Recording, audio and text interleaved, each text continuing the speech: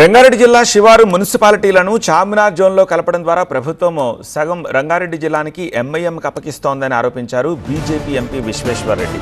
పాతబస్తీలో current బిల్లులు పన్నులు కట్టరని చార్మినార్ జోన్లో ఈ ప్రాంతాలను కలిపితే అభివృద్ధికి విఘాతమన్నారు విశ్వేశ్వర్రెడ్డి.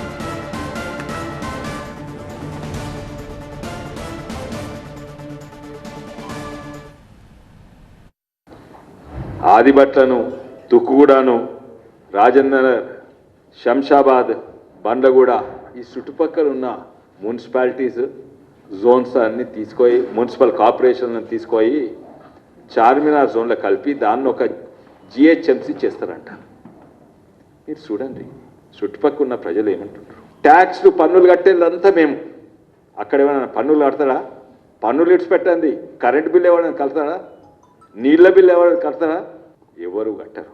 కట్టేటోళ్ళందరూ మేము. కానీ ఖర్చు పెట్టేదంటే అక్కడ అవుతుంది.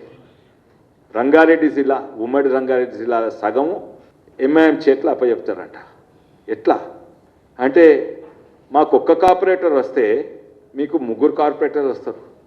అంటే మీరే వెళ్తారు ఆ జిహెచ్ఎంసీని. దాని పేరేమో హైదరాబాద్ అంట. ఇది గిట్ట చేస్తే మొత్తము రంగారెడ్డి జిల్లాలో ఏదైతే మున్సిపాలిటీస్ లేకుంటే గ్రామాలు లేకుంటే కార్పొరేషన్ ఉన్నాయో అవి ఇంట్లో కలిపితే మా జీవితాలు నాశనం అయిపోతుంది. ఇక్కడ అభివృద్ధి కాదు.